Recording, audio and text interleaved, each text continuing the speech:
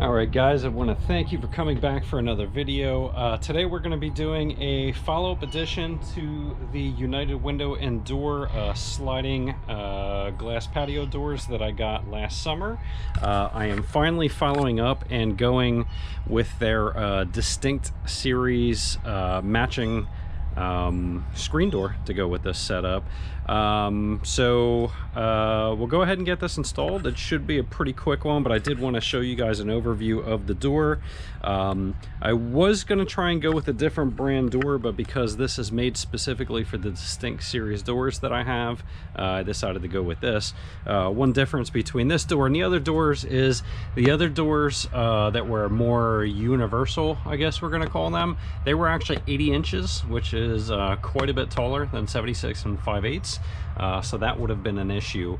Without even opening this up, the reason why I was saying I would have rather went with another door is just because for the price I would have appreciated a little bit more robust screen.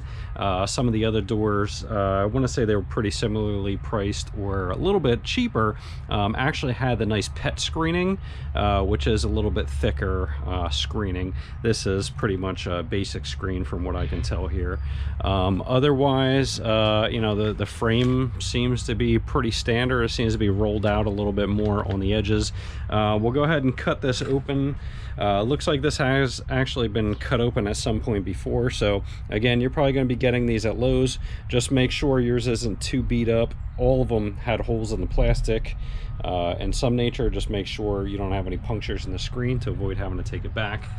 Let me see here, the item number here is 2515864, and again, you can see this is for the 6068 series Distinct door, or the Distinct door setup, or any 6068 United patio door, which I'm pretty sure this is 6068 anyway. Let's go ahead and get this unpackaged and we'll look at it a little bit closer. Okay, and in typical United window and door fashion, their instructions are very brief. I didn't read through it very much because essentially you're just snapping it in and doing a latch. And here's the screws and the latch. However, they have something on the back that talks about if you have a door with some supplied clips. I don't know if this is the case or not. I don't think it is going to be the case. But let's go ahead and look at the door, because the one thing I did notice that I don't recall seeing on other doors that I've had is that this does have a pretty nice seal or strip, I guess you call it, so bugs don't get in, so that seems to be pretty nice. You have an adjustment down here for the rollers, it looks like, and again, the frame does feel like it has a nice contoured bump out. That's pretty cool. Again, the screen is very thin. My dog that I had to worry about ripping the screen, we no longer have. She passed away back in the fall time, so we are able to put one of these back up again. So I don't have to worry about my other dog ripping through this, so it's not as huge of an issue as it would have been in the past, but that is something to think about if you have dogs that get crazy and like to go nuts at the back door. You're going to see the locking mechanism is pretty similar to what they have. Let me see if this is locked, maybe. Okay, so this is pretty similar to what they have on the doors. Let me flip this around so I can show you this better. All right, so one thing I will say that I do enjoy about my United window and door setup is the thought process that they use on the locks and latches. So you can see the lock and unlock is a nice toggle, and it is spring loaded and goes back. That's nice. And you'll see it'll have the hook mechanism for the latch. A little bit of thought in that. That's something that everything should do. I don't know if it does, but I know I've had old ones before that have the flip up latch and they end up breaking off and not holding very well, or they have a single hook attachment and they usually don't lock very well. Push that up to lock it, and again, that is how it locks. So we'll go ahead and snap this in. Let's look at overall quality. Looks like this corner is not very nicely snapped in. Let's see if you can see that. Compared to this corner, that corner is not awesome either. This door was 80 bucks, so this was not a cheap door. I want to say other ones I bought in the past were quite a bit cheaper. Again, not awesome construction on that for 80 bucks, but you know, I guess I'll have to look and see what some other ones are like at Lowe's. Let's go ahead and snap this in. All right, I got the door in after finagling quite a bit with the adjustment screws. Again, you have adjustment screws down in the corners, and if you can see that one up there, and then one on each side. I think I got this adjusted about as level as it's gonna go. You're gonna see here that is about as level as you can get it. The instructions say to make sure the top sash and the bottom sash you know, are equally revealed. I try to do that as best as I can. You can see it's level. It's not perfect by any means. I think that the idea was great, but the execution maybe wasn't as great.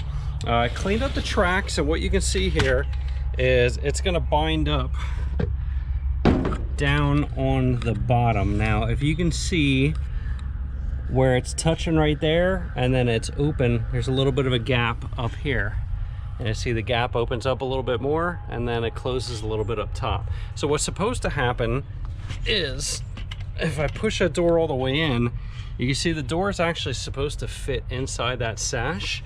And the problem is that you got to pull it a good bit to be able to get it out of that sash. Again, over here on the end, it's supposed to fit in there nice and snug, and it fits a little bit better on that side. You kind of have to push it because if you don't, again, it's kind of, and you can see where it's getting misaligned up top a little bit. I'm gonna try and mess around with the adjustments a little bit more. Again, this isn't perfect by any means, but I had it level. So let me try and level it again, see if I can get it a little bit better.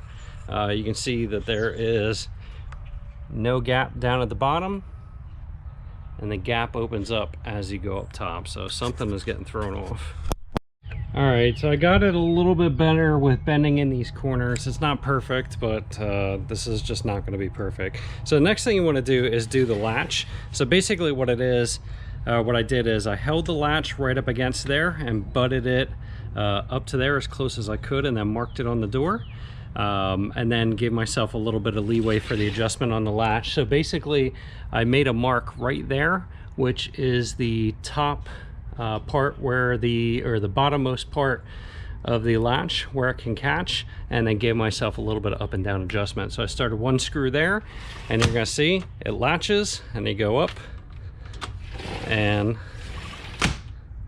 it opens. And we'll try the lock.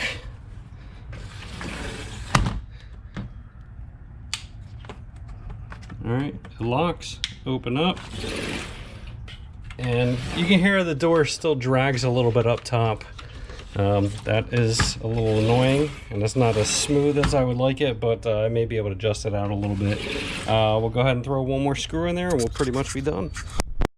All right, guys, so I know it was a little more winded than what I wanted it to be. That is just kind of how these projects go sometimes. So I'm not gonna say I am the most fond of this door. I think for 80 bucks, and you can see again, for some reason the top just doesn't want to stick perfectly. So I think for 80 bucks, the door is meh. Unfortunately, I don't think you're gonna have too many options out there because this is custom to this modular door setup. So you kind of have to decide, do you want a screen door and just kind of deal with it, or do you not want a screen door? If you guys have had any better or worse experiences with this door, please let me know. If you have found other doors that fit this modular distinct series setup, let me know. Maybe it's another door I might try out. Again, I'm going to try and tinker with the adjustments a little bit more and see if I can get it any better, but same thing I found with the sliding doors. There's only so much you can adjust as you're just kind of pissing in the wind with this. So I just think it's just going to be as good as it can get. Again, hopefully you found this useful. Let me know what you guys think in the comments below, and if you had the same experience as me, if you struggled with it a little bit, or if I'm just partially retarded and I can't get it right. So let me know, and thanks for watching.